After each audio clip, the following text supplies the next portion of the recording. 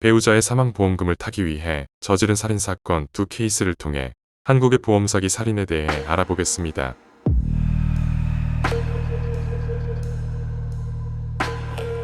1986년 일본 한 여성이 갑작스럽게 쓰러져 숨을 거두는 사건이 발생했습니다.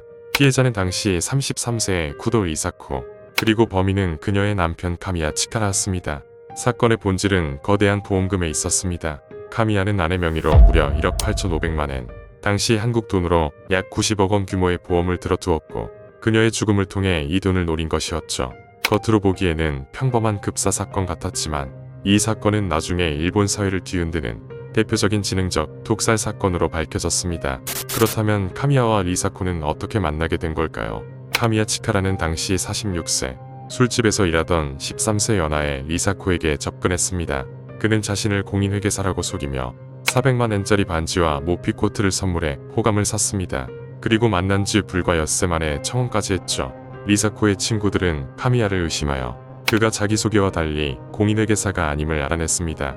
카미야는 거짓말을 들켜 아내의 친구들에게 추궁받자 사실 자기는 경영 컨설턴트로 중소기업의 회계 관리를 한다고 답변하며 의심을 피하려고 했습니다. 그러나 아내의 친구들은 카미야가 당시 신고 있던 낡고 해진 구두를 보고 고가의 선물을 주었던 행동과 어울리지 않아 의심을 거두지 않았다고 합니다.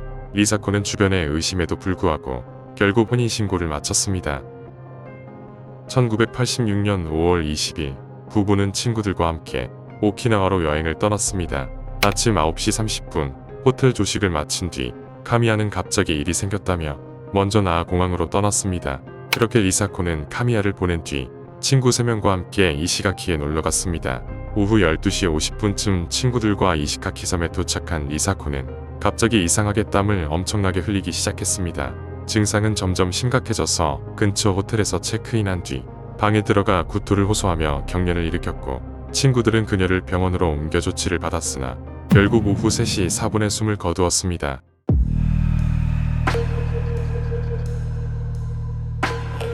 아내의 친구들은 남편 카미야를 의심했죠.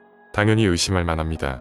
그렇게 아내의 친구들은 형사를 통해 부검을 의뢰하였습니다. 부검은 유큐대학 오노 요키치 교수가 집도하였는데 심장에서 작은 우열이 발견되었으나 다른 장기들은 비교적 깨끗했습니다. 사망 원인이 제대로 밝혀지지 않자 오노 교수는 뭔가 이상함을 직감했습니다. 또한 남편의 태도도 너무 이상했습니다. 아내가 급사했음에도 카미야는 지나치게 침착했으며 심지어 오노 요키치 교수에게 장기는 모두 제자리에 갖다 두었으니까 라는 기묘한 질문을 남겼습니다. 오노 교수는 뭔가 수상함을 느끼고 혈액과 심장 표본을 보관해 두었습니다. 훗날 이 결정이 사건 해결의 실마리가 됩니다. 어쨌든 정황상 남편을 의심할 만하지만 그가 범인이라고 단정 지을 만한 실질적인 증거는 아무것도 나오지 않았죠. 경찰도 수사를 지속하고 이런저런 검사도 해봤지만 아무리 조사해도 복용한 지 거의 3시간 후에 효과가 나오는 독극물은 도무지 나오지 않았습니다. 친구들은 의심을 견딜 수 없어 경찰, 신문사에 전화하여 조사를 의뢰하였지만 제대로 조사해주는 곳은 거의 없었는데 일간 스포츠의 오다기리 기자와 포커스 편집부 기자였던 츠지야 마모루 기자가 사건에 관심을 보였습니다. 그들의 협조 아래 조사 과정에서 드러난 사실은 충격적이었습니다. 카미야의 결혼은 이번이 3번째였으며 그의 첫 번째 아내는 1981년 심근경색으로 사망했고 두 번째 아내도 비슷한 원인으로 세상을 떠났던 겁니다.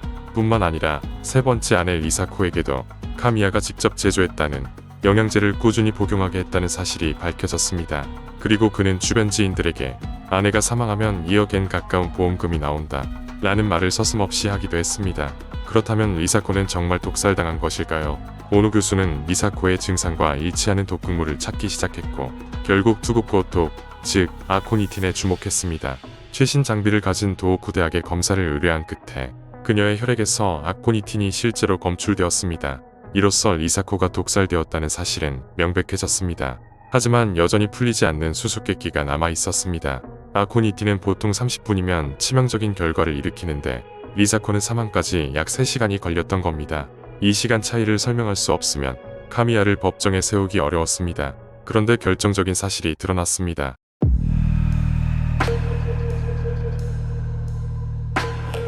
카미야가 투구꽃독과 함께 복어 독을 사용했다는 것이었습니다. 두 독극물은 서로의 작용을 상쇄해 일정 시간 동안 증상을 숨기게 만들었고 테트로도톡신의 효과가 줄어든 뒤 아코니틴의 독성이 본격적으로 발현되었던 겁니다. 카미야는 이 점을 이용해 3시간의 시간차를 만들어 자신의 무죄를 주장하려 했던 것이죠. 그렇다면 경찰은 어떤 증거를 찾아냈을까요? 수사 결과 카미야가 투구꽃 화분 69그루를 구입해 은밀히 실험을 반복한 사실이 드러났습니다. 그가 임대한 방에서는 아코니틴의 흔적까지 검출되었습니다. 경찰은 충분한 증거를 확보했고 결국 카미야는 체포되었습니다. 재판에서 그는 끝까지 무죄를 주장했지만 소용없었습니다. 1심과 2심 모두 무기징역이 선고되었고 2002년 최고재판소에서 최종 확정되었습니다.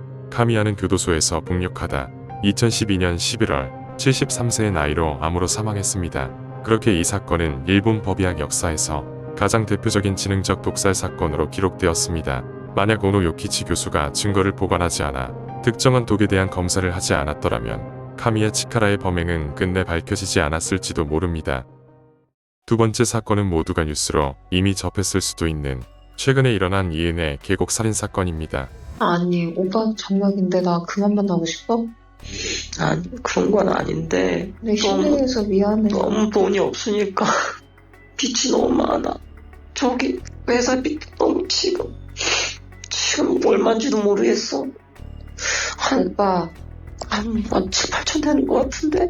오빠. 응. 그 뭐냐, 나 내일 법원 거기 전화해서 법원 그 사람한테 물어보려고. 회사 대출도 껴서 신청한 사람 있냐고 안돼. 회사 대출 물어보고, 아니 들어봐, 물어보고.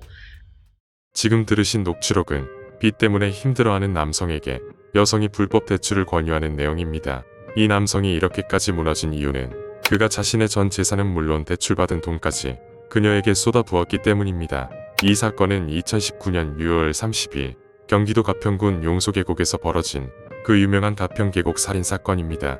범인은 현대의 악녀로 불린 이은혜와 공범 조현수이며 얼굴이 공개되지 않은 이모 씨도 공범으로 거론됩니다.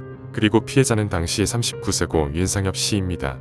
우선 사건을 쉽게 이해할 수 있게 간결하게 정리하자면 어린 시절부터 윤상엽 씨에게 도움을 받으며 자란 이은혜는 여러 남성과 복잡한 관계를 맺고 있었습니다. 그러면서 피해자와 혼인신고를 하며 그의 재산을 착취했습니다. 피해자에게서 더 이상 뜯을 돈이 바닥나자 이은혜는 피해자가 들어둔 약 8억 원 규모의 생명보험금을 노리고 3차례에 걸쳐 사고를 위장해 살인을 시도했습니다. 2번은 실패했지만 보험 만료 4시간 전에 마지막으로 피해자에게 계곡 높은 바위에서 뛰어내리게 강요했고 결국 그는 익사했습니다.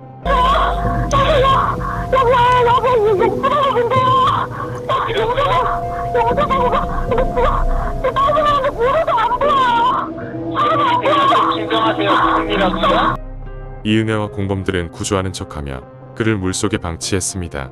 그렇다면 피해자는 어떻게 이은혜를 알게 된 걸까요?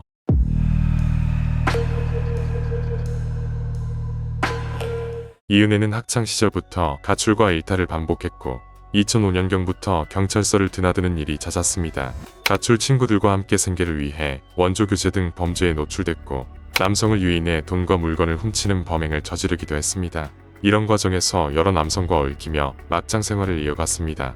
이은혜는 고등학생 무렵 8살 많은 윤상엽 씨와 채팅으로 알게 되었고 연락을 이어갔습니다. 19세 무렵 다른 남성과의 임신으로 잠시 연락이 끊겼다가 출산 후인 2011년에 다시 연락이 닿아 교제를 시작했습니다.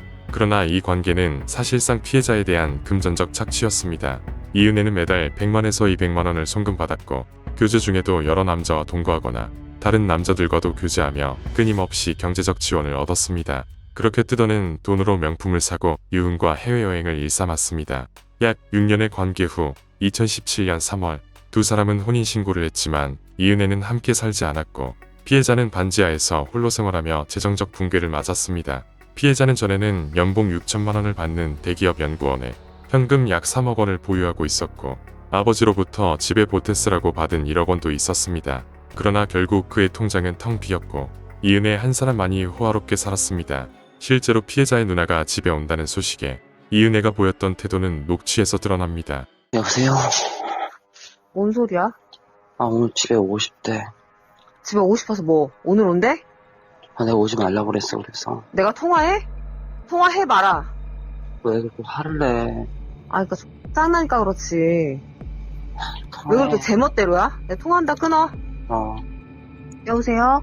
얘기해. 오빠 좀 팔았어.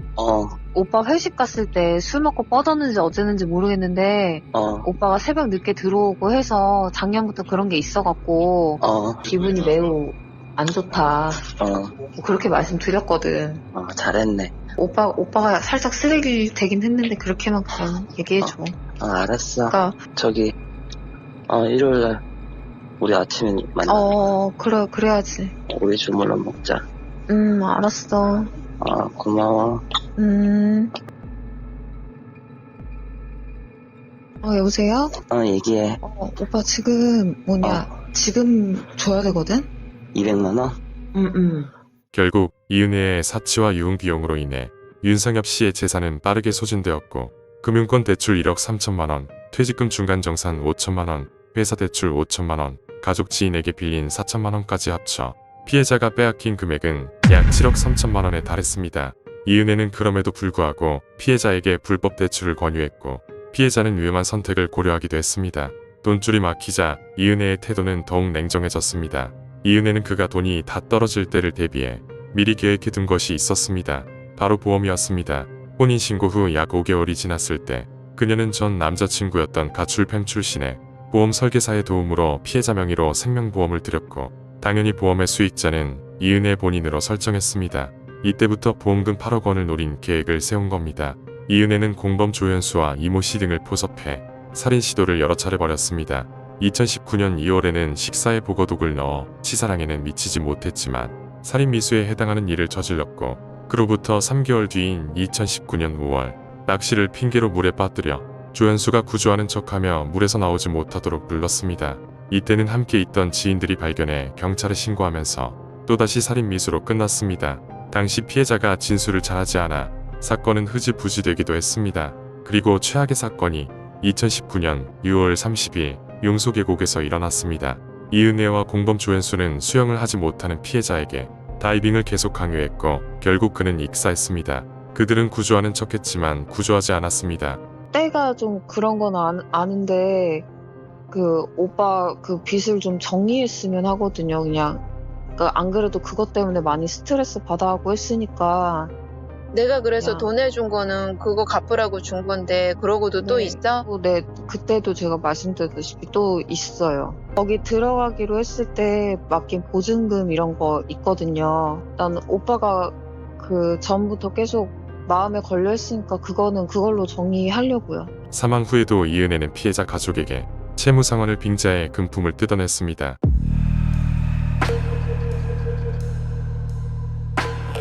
또한 보험금이 나오지 않자 이은혜는 그것이 알고 싶다 등 매체에 직접 연락해 억울함을 호소하는 등 당당한 모습을 보였습니다. 금감원에 지금 민원 신청 넣어놨었는데 보험사 측에서도 금감원에 답변할 테니까 더 이상 할 말 없다 이런 식으로 그냥 끝내더라고요. 그쪽에서 얘기하는 거는 이제 보험금을 노리고 어떻게 했다 이런 식으로. 그러나 보험료 미납으로 보험이 해지되었다가 부활시키는 정황, 보장 내역의 비정상성, 그리고 사건 발생 시점이 보험 만료 4시간 전이라는 점 등은 보험조사관으로 하여금 보험금을 노린 계획적 범행으로 의심하게 만들었습니다. 가족과 조사관, 그리고 방송의 도움으로 경찰은 재수사에 착수했고 이은혜의 혐의가 본격적으로 제기되었습니다. 결국 이은혜와 공범은 도주를 선택했습니다. 도주 생활을 위해 불법 스포츠 토토 사이트 운영 등으로 변호사비를 마련하려 했고 지인 명의의 카드 대포차 대포폰을 사용하며 관광객처럼 생활했습니다. 이들은 전국 공개 수배를 받았고 2022년 4월 16일 경기도 고양시 삼성역 인근 오피스텔에서 체포되었습니다. 법정에서 두 사람은 혐의를 부인했지만 2023년 9월 21일 대법원은 이은혜에게 무기징역을, 조현수에게는 징역 30년을 확정했습니다. 범죄 전문가들은 말합니다. 만약 이은혜가 검거되지 않고 보험금을 타갔다면 또다시 순진한 누군가를 속여 같은 범죄를 저질렀을 것이라고 말이죠. 이 사건은 초기 가평경찰서의 변사사건 내사 종결로 수사가 부실했다는 논란이 제기되었습니다. 이에 담당 검사가 제 무능함으로 인해라고 공개 사과하며 한국의 경찰 수사 신뢰성에 대한 사회적 비판으로 이어졌습니다. 또한 보험금을 노린 범죄로 보험사 자체의 조사 강화와 지급 거부 사례가 증가했습니다. 이로 인해 보험사기 방지 특별법 위반 혐의가 강조되며 관련 법 개정 논의가 제기되었습니다. 이러한 흉악 범죄의 근절을 영원히 기원합니다.